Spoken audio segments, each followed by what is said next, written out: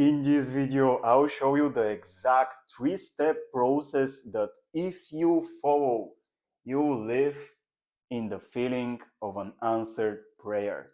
So my friend, if you have been reading Neville Goddard's material and if you're practicing the wall of assumption, you'll find this video tremendously useful and valuable for you because we'll go deep into the practical application of the wall and how you can use it to consistently live in the feeling of your answered prayer, or in other words, live in the feeling of your wish fulfilled. And one more thing, if you stay with me until the end, I'll also share with you one key question that you can consistently contemplate in your everyday to maintain that feeling of an answered prayer and maintain the feeling of your wish fulfilled. That being the case, let's directly begin with the video and not waste any more time. So my friend, hey there, I'm Daniel. Nice to meet you. I am the owner of this channel, Soulful Relationships, which is committed to helping you experience the most conscious, uplifting, and meaningful relationships you want to have in your life. So if this is an intention you share with me, subscribe to the channel, and I would love to see you around because we'll be talking a lot about the wall of assumption, manifestation, healthy relationships, boundaries, attracting your specific person, and things like that will just put you in a position in which you'll be surrounded only by the people you want in your life. That being the case, I want to begin with a story actually, and share with you that there is one really crucial understanding that you need to remember before you can even work with the wall of assumption. Because if you don't remember that, if you don't keep that in your mind, then you will always be skeptical. So this is really crucial to understand.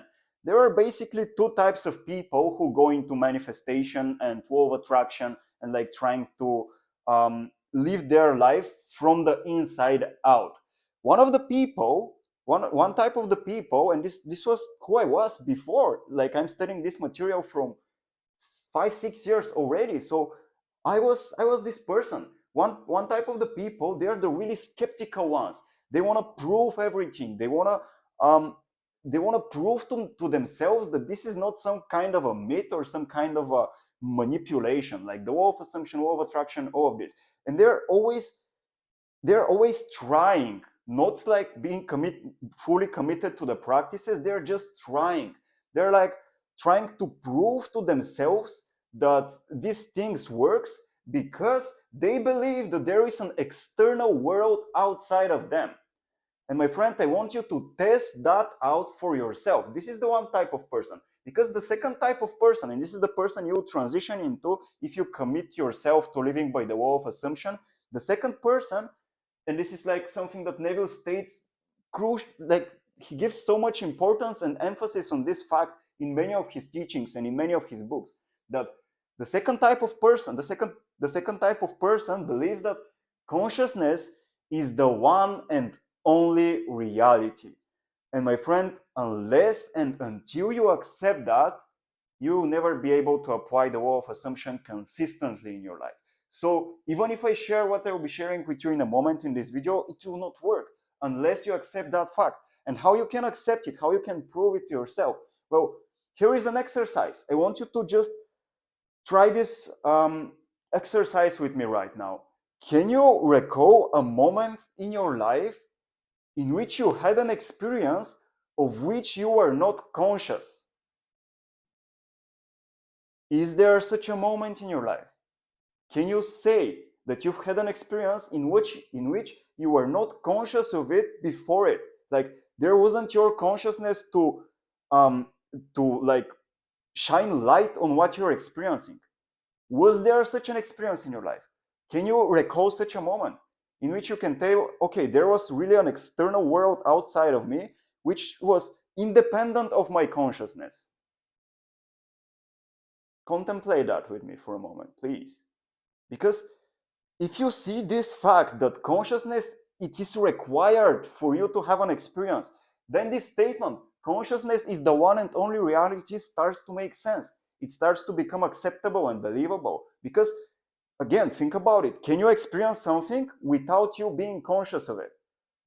And if this is not possible, then it kind of makes sense that consciousness is the one and only reality, right?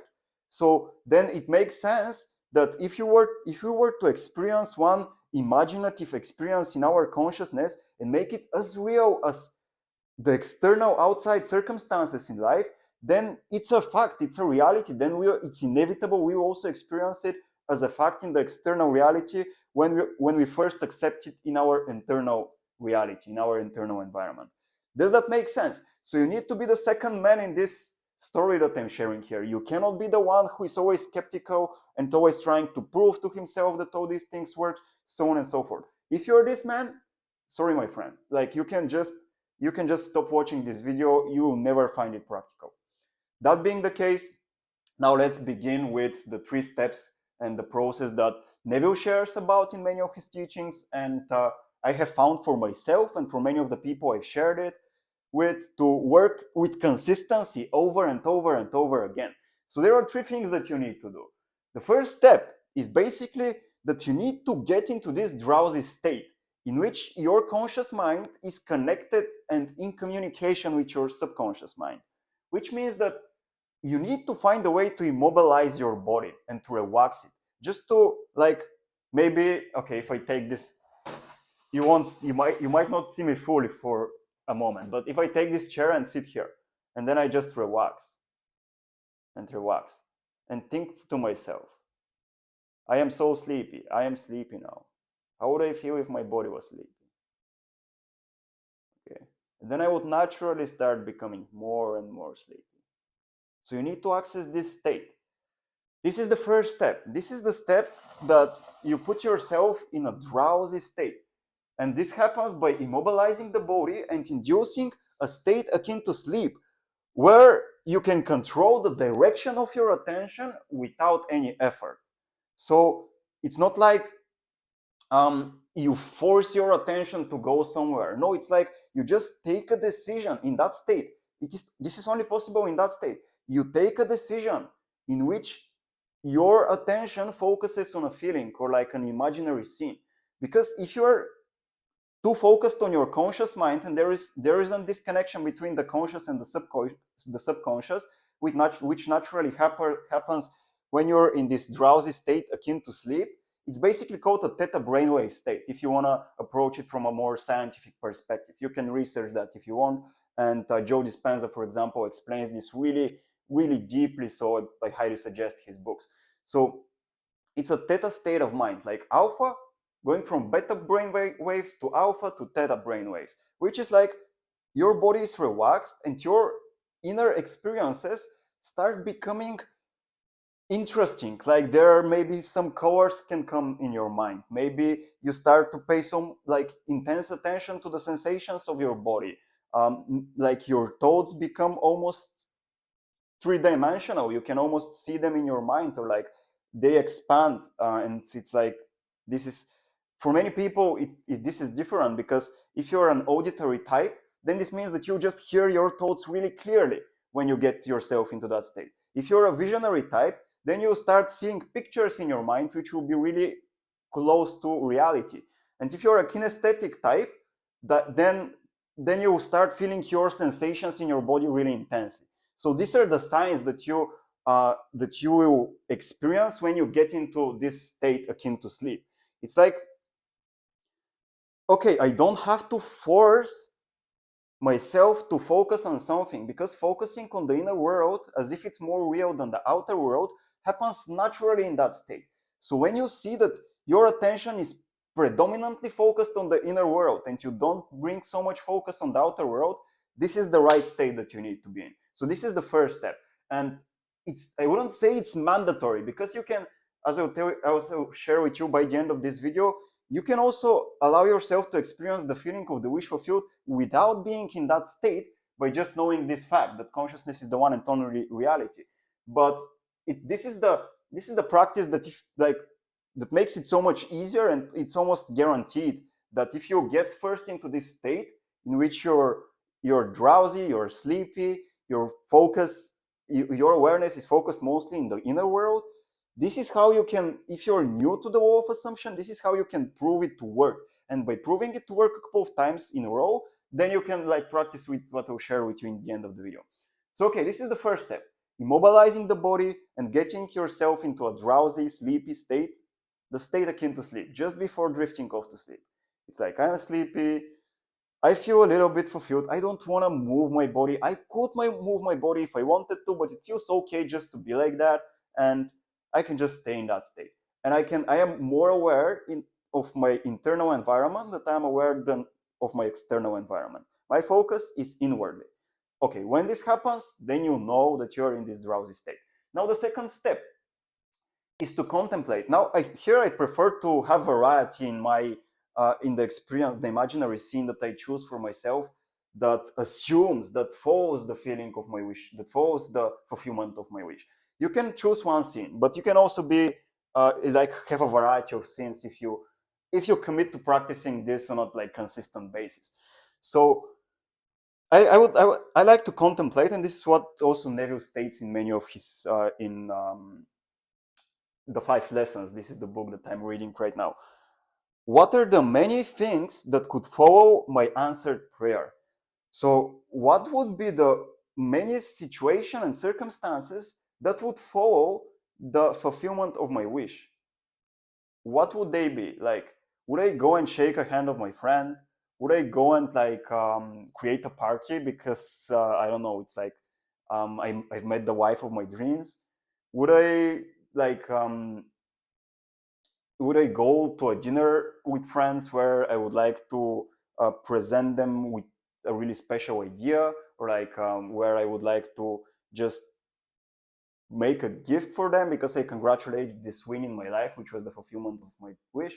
Whatever it is, like what would be the many things that could fall to an answered prayer? And then you let your mind wonder, okay, what would be these simple scenes that would follow the fulfillment of my wish? And then once you have a couple, for me personally, I like to work with 3 because then I have variety. Most of the time I focus most of my attention on just one, but if I have 3, then it's like I feel more secure that if I can't create a feeling with one of them, I have 2 more options, like 2 more mini scenes that I can use in my imagination that follow the fulfillment of my wish fulfilled. So it's not like you're not imagining the process of its fulfillment, you're imagining what would follow if it were already the case. This is crucial again here. So what are the many things that could follow an answered prayer? And then in this second step, you choose one that is most likely to follow the fulfillment of your desire. So the one that your attention like emphasizes is the one that your attention focuses most of its awareness on. This is the one you work with.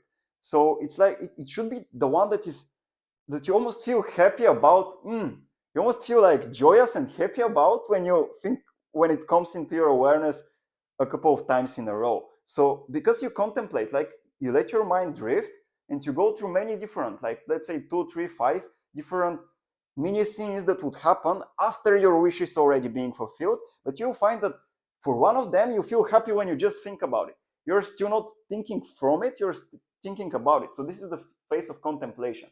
And now once you find that the one that you feel happy of thinking about, this is the one you should focus on. So you choose the one that is most likely to follow the fulfillment of your desire.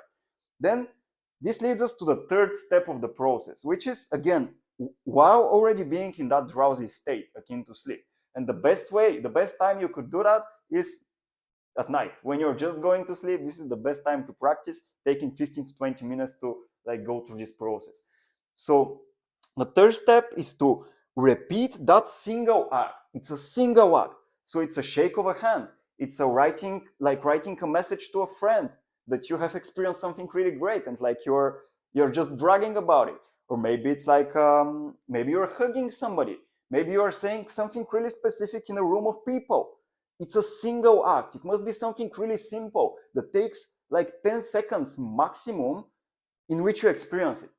Because the more the simpler it is, the easier you make it a reality. And this is like the crucial aspect here. In the third step, you must repeat the single act in imagination until you start feeling its reality. And it's like, I have underlined the word feeling, because this is what will happen when you repeat it over and over again. So when it's a simple act, one simple single act that takes not more than 10 seconds to complete, shaking of a hand, hugging somebody, sharing something to a group of people, inviting somebody somewhere. It can be like creating a party that symbolizes the fulfillment of your desire, and then inviting all your close friends there. It's like having this really deep talk with somebody, but like focusing on one specific thing that you say to them and the reaction of that person to you. It must be something really simple again. You decide that for yourself, but it must be less than 10 seconds. 10 seconds.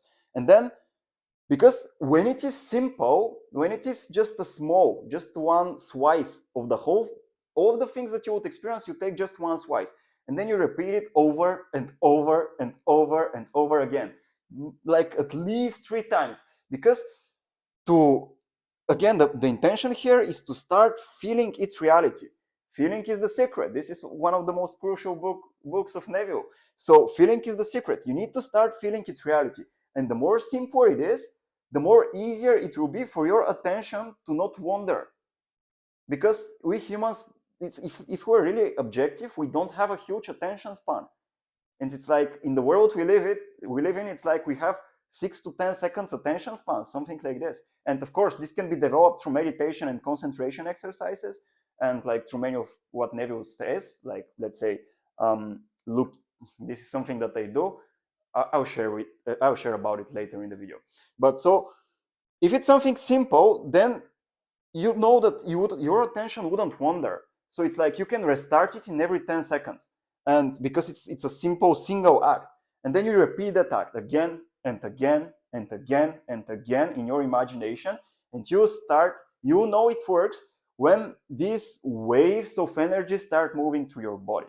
So it's like maybe some really intense sensation will appear in your stomach or in your heart, and it will start expanding. Maybe you face some form of resistance, so your body might cringe a little, but then you repeat it again, and then this wave of energy starts expanding even further and becoming more and more encompassing, and your body eventually starts to relax in it. This is the moment you know it's working. It's basically when this strange inner experiences and shifts of your energy starts to happen, then you know, okay, now my subconscious mind is accepting the feeling of my wish fulfilled. So it's normal for my body to shift.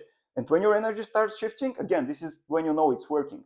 And you, again, repeat it consistently over and over again until you start becoming comfortable with that feeling, until you start feeling comfortable with that new feeling. Because the feeling can be the feeling of fulfillment, of joy, of love. It can be the feeling of like happiness. It can be the feeling of bliss. It can be the feeling of excitement.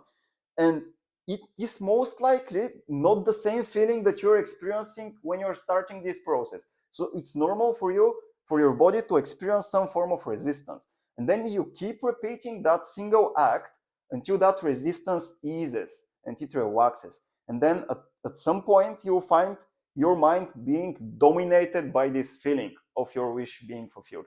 So that's why you repeat it over and over again. And I would suggest something like between 5 and 15 times, and it depends on how you feel before you have started this exercise. Because the closer you feel to that feeling, the less times you need to repeat it. But the more distant you are to that feeling, the more times you need to repeat it. So you repeat it until you start feeling comfortable with it. And when you start feeling comfortable with it, then you can like just drift off to sleep, or like continue with your day if you're doing this in the middle of the day, let's say. But this is the thing that you should do every night consistently for a minimum of 7 days. A minimum of 7 days until you start experiencing results. Like if you're consistent with that, then you naturally start to see the bridge of accidents that your subconscious brings. Like it creates a bridge of accidents that show you how your desire starts manifesting. But this wouldn't happen if you're not consistent. and if you're not reaching this state of comfortability with the feeling of your wish fulfilled. So, and again, my friend, these are the 3 steps that you need to follow. And now I promised you like something as a bonus by the end of this video. It's basically explaining the search. Like this is again an exercise that Neville speaks about. And I also like to call it the process of seeding. So the search, what is it? And what is this question that I told you about in the beginning of the video? We'll get to it in a moment. But first of all, I want to explain to you how this process of seeding works. And what is the search? What does it mean exactly? The search is your conscious mind searching for the state, the feeling of your wish fulfilled in your subconscious mind. So you're using your subconscious mind, your conscious mind, like you're first distancing your conscious mind out of the 3-dimensional reality, and you're focusing it inwards so that your internal world becomes more and more real. And then you're using thoughts, you're using images, whatever works, doesn't matter. You're using concepts that interconnect to one another, so that your conscious mind searches for the feeling of the wish fulfilled inside the subconscious mind. And again, this is the process of seeding. So your conscious mind plants the seed of a feeling in the subconscious mind, then the subconscious mind finds the means to its fulfillment. So this is what the search is. And there was a really amazing story that Neville shared in this book, The 5 Lessons. It's like when you're just searching for the highest state that you can imagine. Like, how would I feel if I was sure that the world is perfect as it is? How would that feel like? What would it look like? And it's like you just contemplate that question and you focus on that question, and then let your mind do the work. Your focus is on that question. Your mind will naturally interconnect all the thoughts, all the concepts, all the affirmations, all the imaginary acts. It will use all the information that you have gathered on your journey all the way, like so far, and combine it in such a way so that it searches in your subconscious mind the feeling that you're contemplating in your conscious mind. And this is the process of seeding. Does it make sense? Can you see how beautiful it is? So by just focusing your mind on the question, what would be the highest state that I could experience if I knew the world is perfect and I am also perfect and everything was already fulfilled? Like, how would that state feel? How would I know it to be true? I want to know it. I know it's possible. I know that consciousness is the one and only reality, so it only depends on me. How would I know it? And then you start the search. And it's really beautiful. You can do this like it doesn't. You don't even have to be in this immobilized state. It's easier, but it's like this is when you want to make the wall of assumption a way of living. So, and this is the question I would suggest that you like just have in your mind and consistently work with it in your everyday life. What would I feel like now if what I want, what would I feel like now were I what I want to be, if I was already what I want to be? So, and it doesn't matter what you want to be, because you have many desires, I'm sure of that. But this question, like if you just put it in your mind and consistently contemplate on it on a daily basis, it's really beautiful what happens, because you'll find yourself thinking of the future and making it present. And so it's almost like your mind starts operating in a 4-dimensional reality dimension. So you exclude time. Time isn't past, present, future. No, it's like only presence. And then by contemplating on that question, you'll find your mind going in so many interesting directions, in which it starts conjuring up and connecting all those ideas which are seemingly not connected, but it will start connecting them. It will start connecting concepts, images, ideas, memories, fantasies, and then all of this, it will structure them in such a way to help you experience the state of the fulfillment of how you want to be. So, and this is how you make the wall of assumption almost a way of living, by consistently keeping such a question in your mind so that it contemplates over it. But again, this 3-step process is the mandatory thing that you need to apply if you're just starting to practice the wall of assumption, because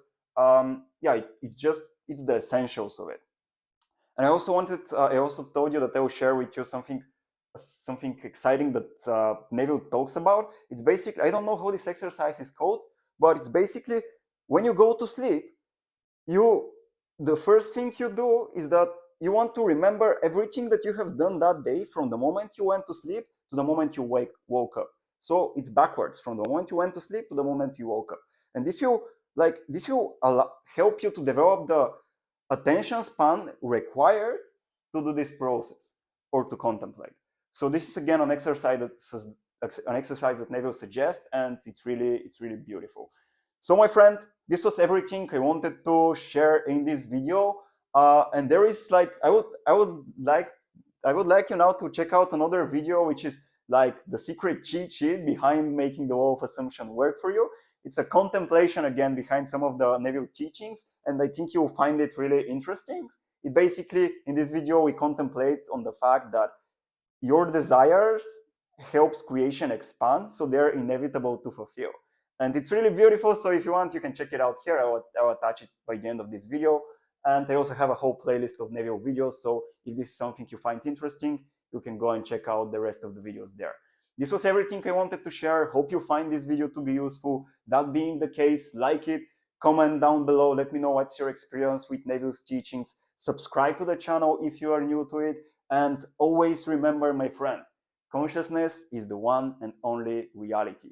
So there is nobody that you should look towards, look for. Like, you shouldn't even take too seriously my videos.